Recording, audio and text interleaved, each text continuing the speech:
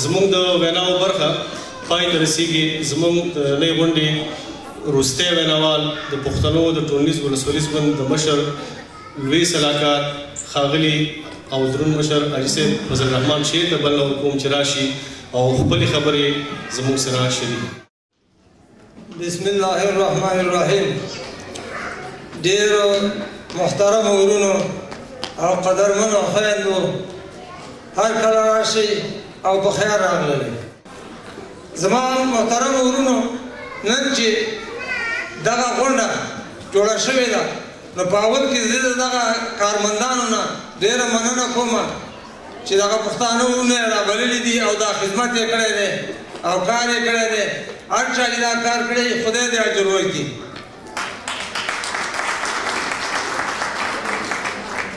زه خو خپله شخصا په داسې حالت کې چې ساره موږ تاسو راډیوګانو نه ګورو چې دومره مړه شول او دغه ته بم کوس خلاص شه پراس خلاص شه هسې چې دا ورونه او خویندې ژوندۍ نه وه او دلته راسره ناست دي او دې اوس ملاقات کوم خپله ډېر خوشحاله یم. زموږ په یو وطن کې داسې یو رواج و چې دا خورنړه به یې ورکړله نو د اوومې به بیا چې واده شوه د اوومې به تلله نو یو دوه ورونه وو هغې دا ننګولې لاړه د پلار کور ته بېرته چې راغلله د ورور یې ته پوښتنه وکړه چې وروره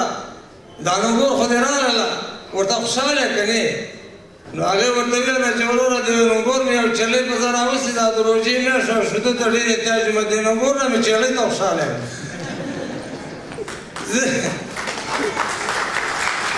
زه په دې غونډو کې ستاسو لیدو ته خوشحاله یم. زما محترم ورونو دا نن ورځ چې موږ او تاسې د دغه ډیورنډ د کرښې دا تپل شوې ده په پښتنو باندې دا دوه مخه لري. یو خوا چې ګوري دا هېڅکله پښتنو نه ده منلې دې باندې زرګونه پښتانه مړه دي په دې زرګونه بندیان شوي دي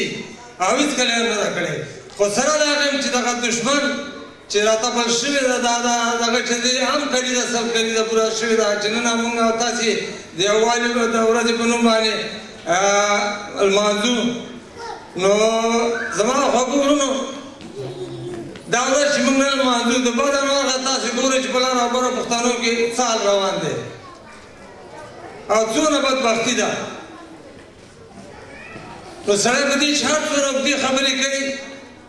سړی هم ورته ډېر زیات خفګان ورځي هم د منلو وړ نه ده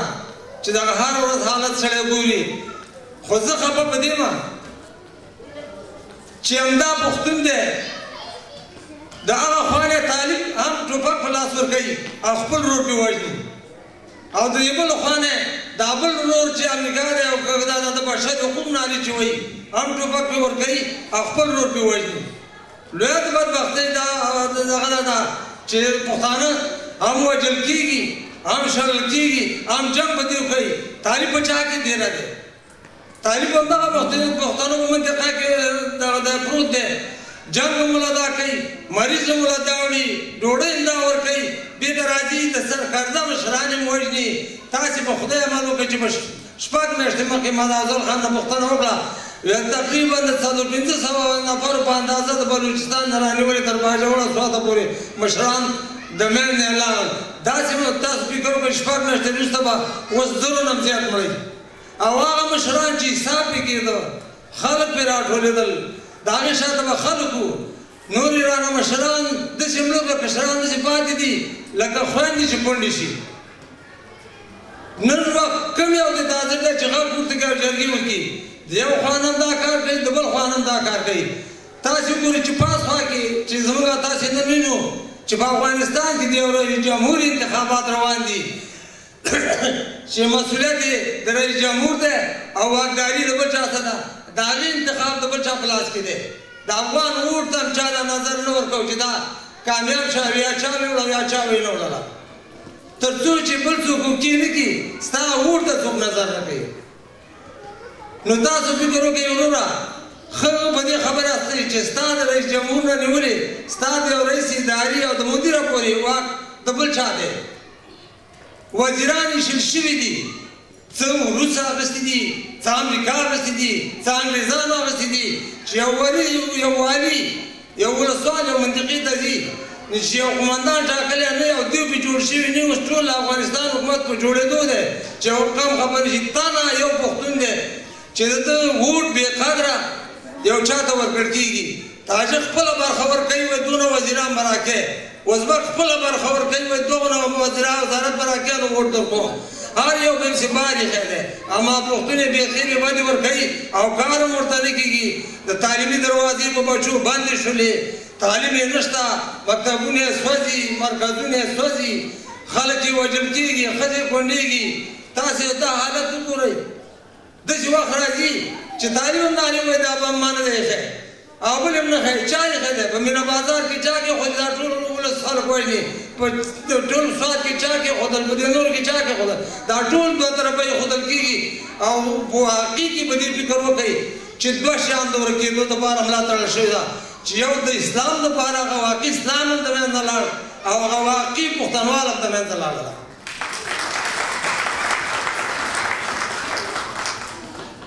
لوی هدفونه د دواړو خواو نه دا دي که واقعي تاریخ افغان وي او مسلمان وي هم داسې کارونه نه کوي چې اوس نن د هغې په ډله کې کېږي دا بله خوا تاسو هم ورځ به په راډیو کې لیدلي په پکتیا په یو کور ورننوځي دا راغلي مېلمانه چې دا د بشري حقوق نارې وایي چې خپل یو سړی مړ شي وایي بشري حقوق دی او چې 300 پښتانه مړي نو بشري حقوق نه وي هغې په کور ورننوځي یوې به له وژلې بلې بولې هغې نارې وایي جنازه یې راغستې د پکتیا والي په دربار کې راننسته چې ورته دې ته وګوره څه هم کړي دي دلته خو نه تعلیم شته نه القاعده شته نه څوک شته او کور ورننوځي وژني نه د والي نه څوک پوښتنه کوي او نه له د قمندان نه کوي په خپل سر د شپې ځي او وژني او بیا راوړي وایي دلته خو بس موږ ته اطلاع وه چې د القاعده دی دا دواړه خواته ټولو افغانانو او خاصتا ټولو پښتنو ته دا یو پلمه ده چې جوړه شوې ده هم په کوزه خوا کې هم په باره خوا کې خو د دې لپاره اوس څه پکار دي موږ او تاسو ډېر ضرورت نشته چې دې ټولو شیانو وکړو څه پکار دي او د حاجي څه وظیفه ده زما خو خپله شخصي نظر دا دی وروره چې زه په دې باندې همیشه ټینګار کوم په دې ټولنو کې چې غونډې جوړېږي که په دې کور کې دا ورځې لمانځل کېږي دا ښه کار دی تاریخ دی یو ځوانان نو دې نه باید خبر شي خو مګر زه دا نظر لرم چې هره غونډه جوړېږي باید دوه نفرو ته داسې وخت ورکړي چې سیاسي حالت د دغه اوسنی حالت په هکله بیان کړي چې خلک دې مشکلاتو باندې ځان خبر کړي نو زه دا وایم چې ښه خبره دا ده چې دا اول زما نظر دا دی چې باید ټول افغانان او خاصتا پښتانه یو شي چې په هر ګوند کې وي په هر نظر وي که اخواني وي که خلقي وي که بچي وي که هر سیاست شغلی وي یو شي باید نور د دې نه څه حق باندې راځي تاسو نه یو کېږئ په باجوړ کې یو سړی مړ کېده نو هغه وخت کې نه دا برق نه لاټینونه وو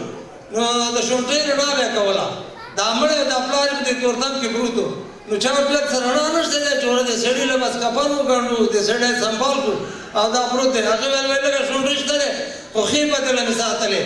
بل بیا د سپیچ بیا د پلار دې مړی دی نو نوره خبره صحیح نو زه دا وایم دې نه به برباد حال څه شي موږ او تاسو غلي ناست یو او څوک د شغلۍ د چین په دروازه ننوځي او څوک د امریکا په دروازه ننوځي اوس هغه رسېدلی سړی دی چې د امریکا سره تماس وساتي اوس هغه رسېدلی سړی دی چې د طالب سره د القاعده سره لاس ورسوي او دا سړیتوب نه دی چې وره ولې به ما کېږي که تاسې یو نه شئ یوازینی شی یووالی دی که یو نه شئ نو ورک کېږي به او در بدر کېږي به همداسې حالت باندې راځي لکه دا اوس چې روان دی